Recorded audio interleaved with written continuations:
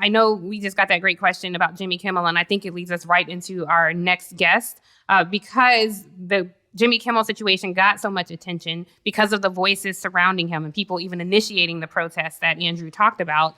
When it happened to a wealthy white man, people gathered around. And I wish we could have that same support for Black women. And that brings us right to our next guest, Karen Attiah.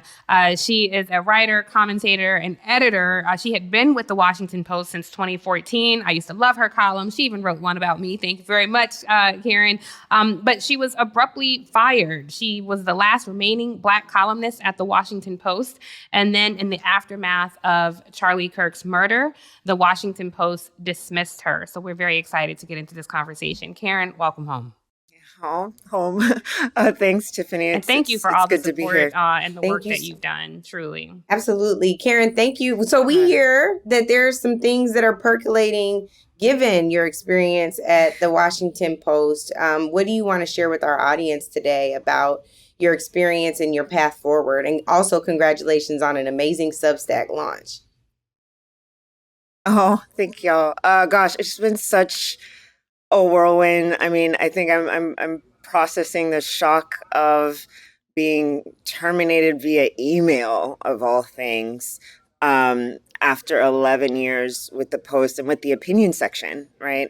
So very briefly, in the aftermath of the Charlie Kirk shooting, and not just the Charlie Kirk shooting, but there was another shooting at a Colorado school. I was thinking about someone who'd shot up the CDC with 500 bullets. I was thinking about Melissa Hortman in Minnesota, who was assassinated, her husband killed, and her dog killed, right? And in this backdrop of America and gun violence and political violence. So I was criticizing this sort of empty rhetoric around violence has no place here, and this is not who we are, and thoughts and prayers. And I was just like, enough. This is who America is. And to be able to speak about this, the perpetrators so often of political extremist violence and these mass shootings, statistically, according to the FBI, according to the DOJ, have been white men, particularly young white men. And all I said in my Blue Sky post was normalizing this sort of coddling of violent white men is part of what keeps America in this bloody status quo, right? And so it was very general, and it was nothing. I've had some spicy takes. I know when like my takes are spicy because my alerts be looking crazy. This was none of that. This was very somber.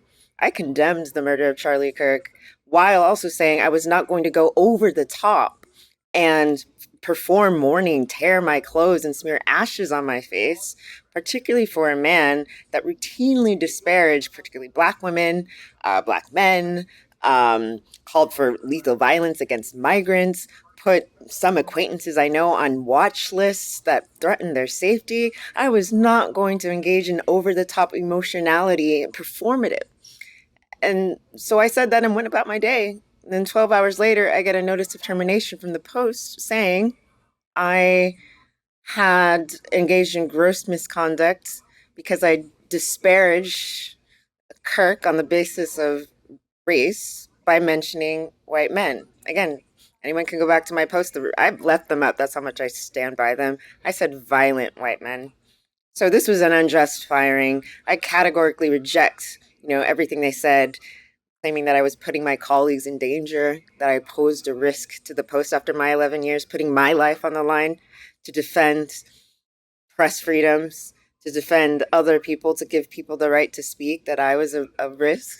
No. So the news today coming out of all of this, I've had a whole lot of support, decided to challenge this and file an official grievance within the Guild of the Post. So we're definitely challenging that this was without cause. This firing was without cause, without basis, a violated policy, and that I'm also still retaining the options to take this further because this precedent cannot stand. I was doing my job as a writer, as a journalist, as a commentator while exercising restraint, and it's chilling to me to see the Washington Post engaging in a firing, basically sending the message that if you talk about white men, your job is on the line. Yeah.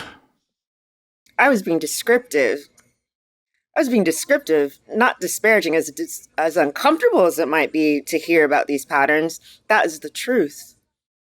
And that's all I was doing. I was punished for telling the truth. So, like I said, not taking it lying down, filing a fight back within the Post with the grievance, and retained counsel with the democracy defenders. And well, that impacts Jeff Bezos directly, because I know the environment there changed grossly after Jeff Bezos acquired. And we just had a question from a viewer asking, how can we protest these things? And when you consider the tentacles that Jeff Bezos has, and considering your loss, we should mention that you were, of course, the editor for Jamal Khashoggi, who was brutally murdered, accused of, we believe, by the Saudi government. And we believe MBS had a hand in it personally, and you were right out front on that battle as well. Given that there are less than 6% of Black people in leadership positions of newsrooms, and when you disaggregate that, considering Black women, it's even less. So when Jeff Bezos took this over, the environment likely changed for you as well. So does your lawsuit name him? Or your potential lawsuit, your grievance, does it name him or target him directly?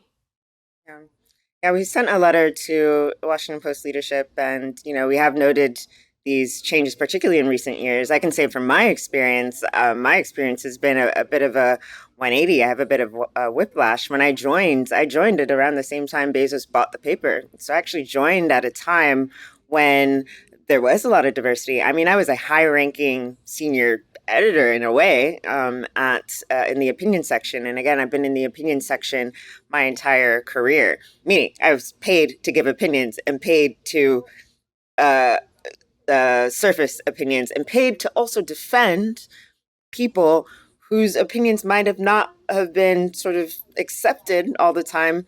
But part of what is so chilling about this time is that the Post, particularly when my writer Jamal Khashoggi was killed, we put ourselves front and center as defending press freedom around the world, that you should not be silenced and punished just for critiquing your country. That's what Jamal did. He loved his country. He loved Saudi Arabia, and they still murdered him for it. And at the time, the Post stood behind me, stood behind Jamal, in a way. We won all sorts of recognition, all sorts of awards, and we are the embodiment of what it should look like when an institution has their writers and editors' backs.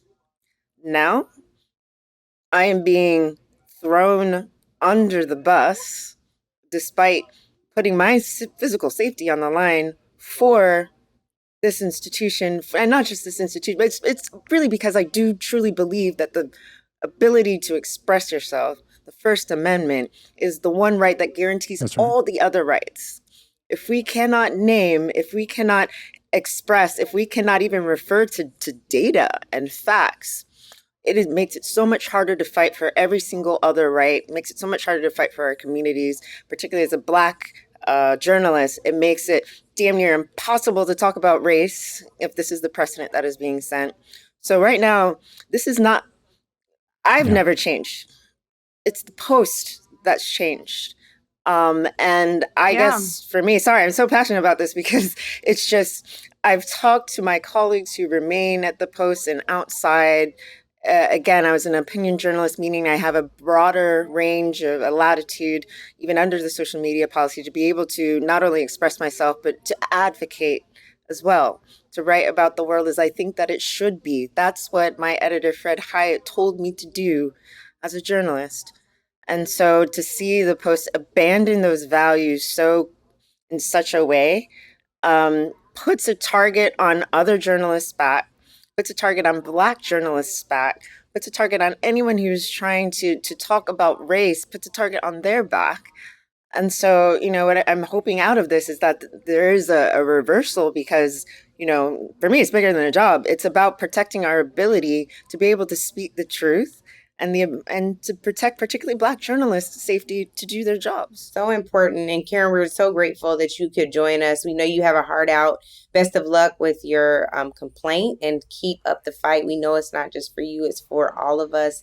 So thank you so much. Native Land Pod is a production of iHeartRadio in partnership with Reason Choice Media. For more podcasts from iHeartRadio, visit the iHeartRadio app, Apple Podcasts, or wherever you listen to your favorite shows.